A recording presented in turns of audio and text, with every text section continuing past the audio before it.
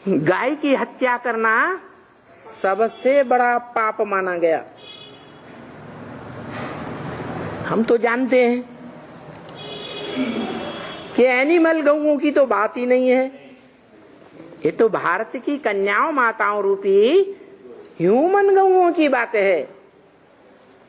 जब भगवान आते हैं तो जिन ह्यूमन गऊओं की पालना करते हैं, उन ह्यूमन गईयों को कोई काटता है। क्या? कैसे काटता है? नहीं, काम कटारी चलाता है। काटता है माना काम कटारी चलाता है। वो गऊओं का दिल और दिमाग बाप को अर्पण हो चुका, और वो क्या करते हैं? वो दुर्योधन दुशासन बन के जबरियन काट देते हैं। तो कौन से धर्म के हुए?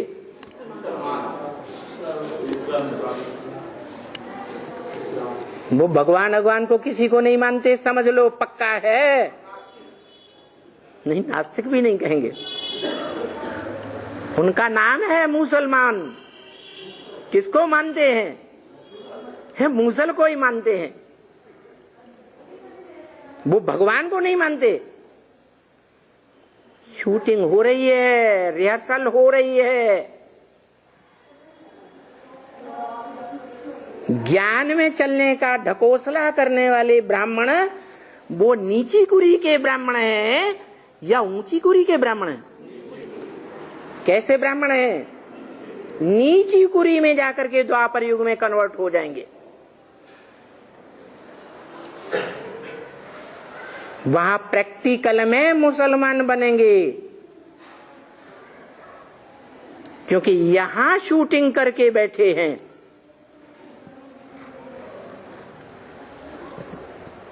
जैसी रिहर्सल करेंगे वैसा ब्रॉड ड्रामा में पार्ट भी बजाना पड़ेगा। ये हो सकता है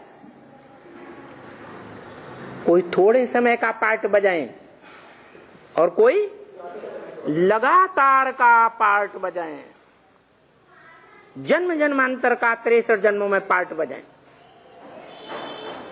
तो ऐसे भी है जो बीज रूप आत्माएं हैं ब्राह्मणों की दुनिया में। कोई बीजों पर मोटा छिलका चढ़ा हुआ है, कोई बीजों में पतला छिलका चढ़ा हुआ है, कोमल छिलका चढ़ा हुआ है, कोई बीजों में मोटा और कड़क छिलका चढ़ा हुआ है। तो ज्यादा डंडे किसको खाने पड़ेंगे? ये धर्मराज के डंडे जितने ज्यादा खाएंगे उतना ही नीचे धर्मों में जाएंगे, धर्मखंडों में जाएंगे। भले कोई कम समय के लिए जाएंगे, कोई ज्यादा समय के लिए जाएंगे। जिन्होंने इस ज्ञान के राज को पहले जान लिया, क्या गुह्यात गुह्यतरम ज्ञान है ना,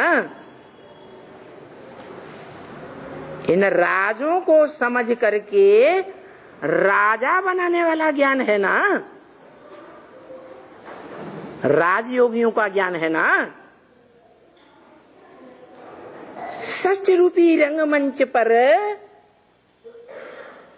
परमपिता के घर से बाद में पार्ट बजाने वाले आत्माएं बच्चा बुद्धि हैं या नहीं? रंगमंच पर बाद में आकर के आंखें खोलते हैं तो द्वापर के बाद में आने वाले आत्माएं बच्चा बुद्धि है या नहीं है? हैं? बच्चा बुद्धि। और जो सृष्टि के आदि सतयुग में आ गए वो सालिम बुद्धि हैं, बड़े बच्चे हैं। और सतयुग के आदि में जन्म लेने वाले जो आत्माएं हैं पहली पीढ़ी के, उनको भी जन्म देने वाले वो बाप समान असली ज्ञान सूर्य के समान बच्चे हैं। एकदम सालिम बुद्धि है या बच्चा बुद्धि है?